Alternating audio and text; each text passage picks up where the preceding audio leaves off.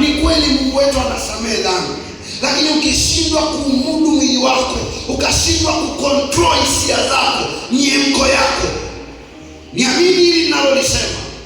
Kama Mungu alikuwa amepanga uende safari ya maili 10, utaenda maili 4 badala ya kwenda maili 10. Kama Mungu alikuwa amepanga watu kadhaa wakuzunguke kwenye maisha yako, watakuzunguka 2 badala ya 20. Yesu atusaidie sana. Kwa kadri unavyozidi kuendelea kukosea Mungu, kushindwa kumudu mwili wako, vijana tunaelewana? Kwa kadri unavyoshindwa kujimudu mwenyewe, kucontrol hisia zako mwenyewe. Ni kweli kabisa Mungu wetu ni wa rehema. Ukimaliza hapo utasema Yesu nakosa, leo sirudi tena Yesu. Sirudi tena. Kabisa. Ni sahihi. Yesu atakusamehe, atakukumbatia. Karibu mwanangu. Karibu mwanangu. Karibu mwanangu. Karibu mwanangu. Lakini nataka nikwambie ukweli. Gharama ya vipawa ambavyo Mungu alikuwa ameweka ndani yako, vile vitu ambavyo Mungu alikuwa ameweka ndani yako, umbali ambao Mungu alitaka kutembea na wewe, hautakuwa sawa na vile baada ya wewe kukosea Mungu. Watu wa Mungu, haleluya. Nimeona watu ambao walikuwa na vipawa, Mungu amewapa neema, wanahubiri, wanaomba, vitu vinatokea, mambo yanatendeka. Akilala, akiamka asubuhi, ameamka na maono, anaona jambo lile, mambo yale pale yanatokea, anasema pale patakuwa hivi na hivi. Lakini alivyoshindwa kucontrol hisia zake, alivyoshindwa kucontrol moyo wake, alivyoshindwa kucontrol mwili wake, akapoteza vile vipawa, akapoteza ile tunu ambayo Mungu alikuwa ameiweka ndani yake. Na unaenda mbali. Kuna wakati mwingine watu wanaweza wakawa wanakusubiria wewe usimame ili upate kuwainua na wao. Mungu ameweka huo utaratibu wa tufanani. Hii ni ukweli kabisa, sikatai. Ndio maana wengine wanatangulia kufanikiwa na wengine wanawainua wengine kwenye mafanikio. Ndio Mungu utaratibu aliyoweka. Haleluya. Amina. Kwa nini nimefanya hivyo? Mbali na kwamba nilikuwa ni katili, ndio wakati huo utabangi katili kabisa, lakini bado yale maamuzi hayakuwa sahihi. Haleluya. Ambayo baadaye yakaniingiza kwenye majuto, kuishi nje ya malengo, maana nikaanza kuishi kama mkimbizi. Yesu atusaidie. Amina sana. Na ndio hapa nasimama kuambia watu wa Mungu, wakati ambao una furaha, wakati ambao una huzuni, Yesu akupe neema ya kufanya maamuzi sahihi yatakayokusaidia leo na kesho, sio utakayoyajutia leo na kesho. Hapana, katika jina la Yesu. Usifanye maamuzi utakayoyajutia katika jina la Yesu. Usifanye maamuzi utakayoyajutia. Usifanye maamuzi utakayoyajutia. Nilikuwa nasikiliza kisa cha mtu mmoja. Mimi ni counselor by professional. Mtu mmoja alikuja ofisini, ana kesi. Alifanya maamuzi wakati fulani. Alipokuwa amepata mimba, akawa haitaki ile mimba, akaenda kutoa. Alipoenda kutoa, kutoka pale mpaka leo hajawahi kupata mtoto. Sasa ile kitu inamuumiza akili. Anawaza tena, bahati mbaya ameenda ametoa mimba na yule alikuwa na yeye akampa na ugonjwa wa ukimwi. Si unaelewa? Hasira akachomoa na mimba ikatoka na kizazi. Anajutia. Maana kuna mabinti hapa wanasikitika na hizo vitu tunazoweza hizo. Yesu awasaidie katika jina la Yesu.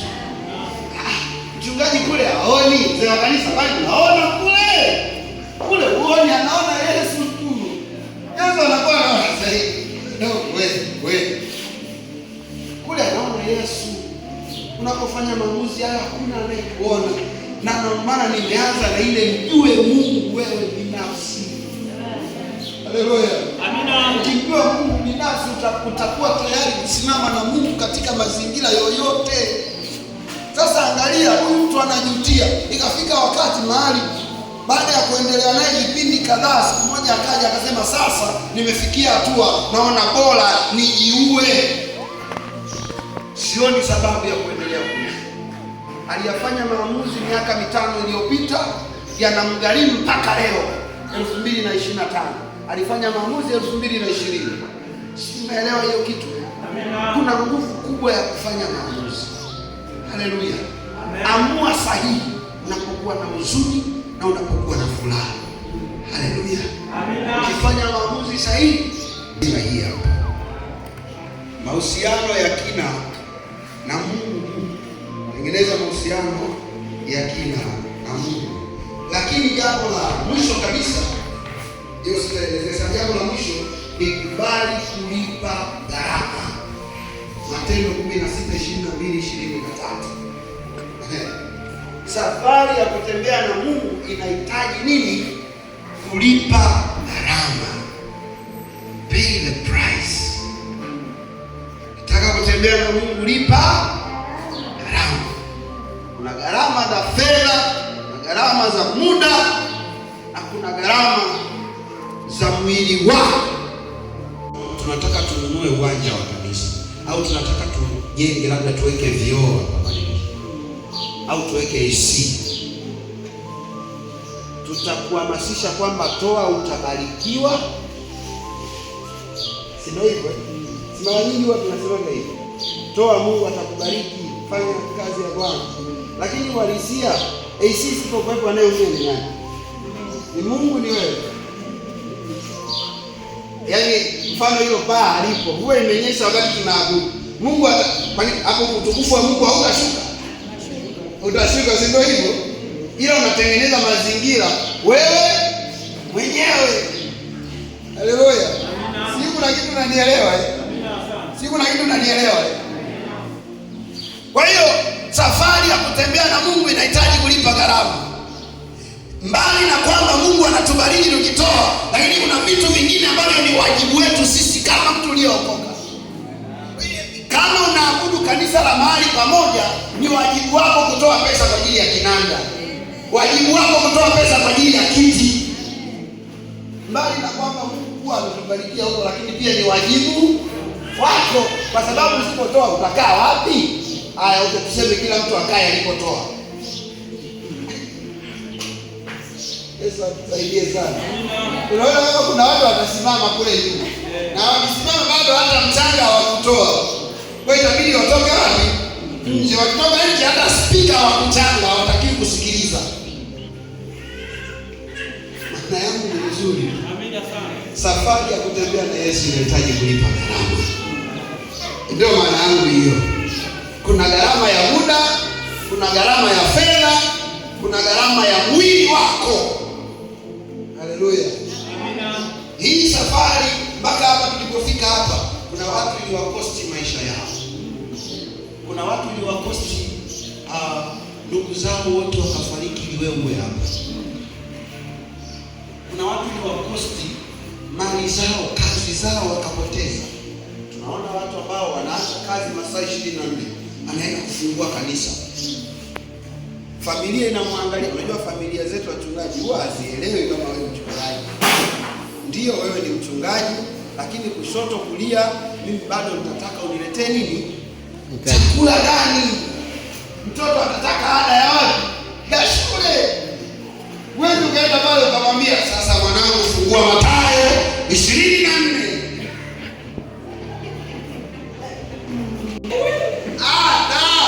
Nimesema Mathayo.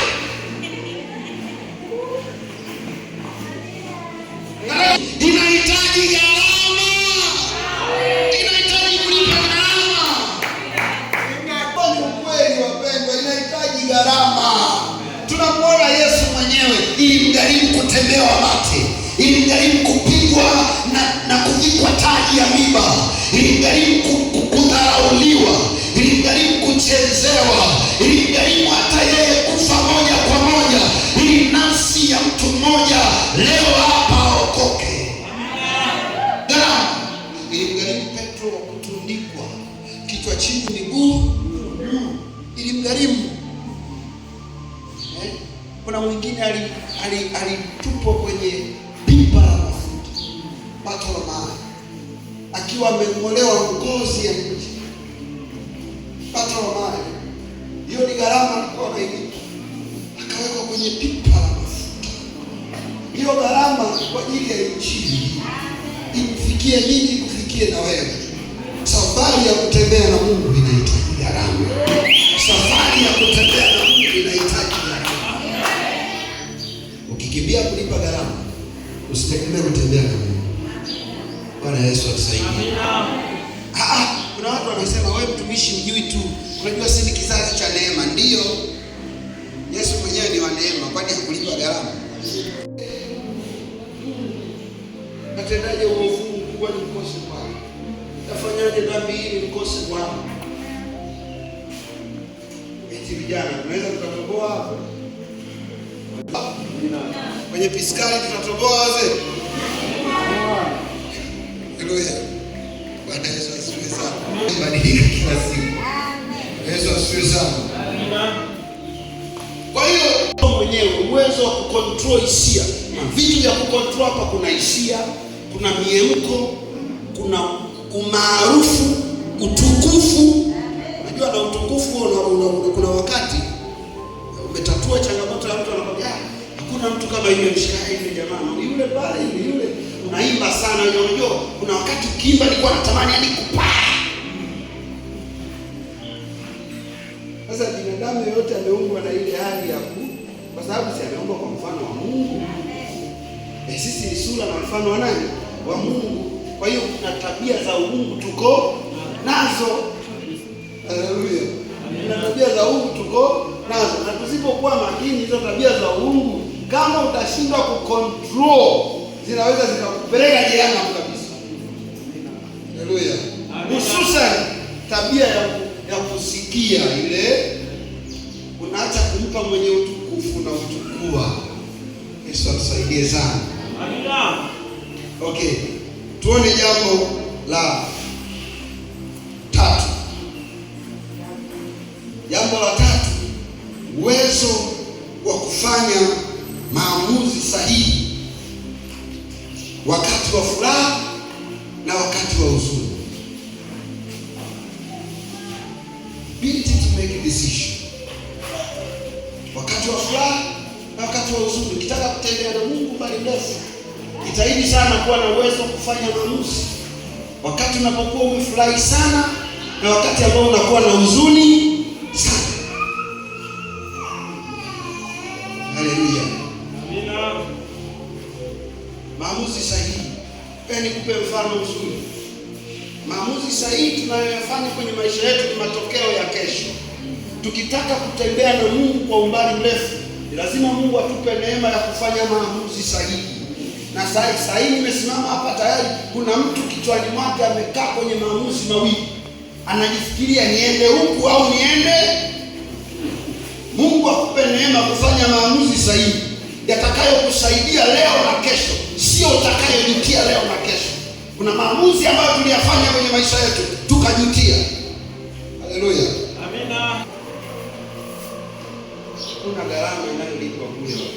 Amina sana. Kama leo unaomba, leo unafunga, kuna siku Mungu atakushangaza. Nataka nikutie moyo wewe ambaye unamtafuta Mungu bado hujamuona. Sikiliza, huyu Mungu wetu mimi namsema kutoka kwenye uhalisia. Nimemuona Mungu yupo, anajibu maombi. Amina. Mungu yupo, anasikia. Amina. Usiache kumtafuta Bwana. Usipomuona leo, kesho utamuona. Usipomuona kesho, kuna wakati atakutokea, utamuona.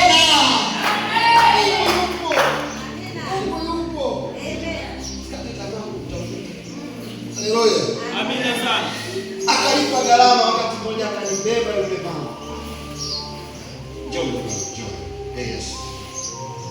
Njoo mwenyewe.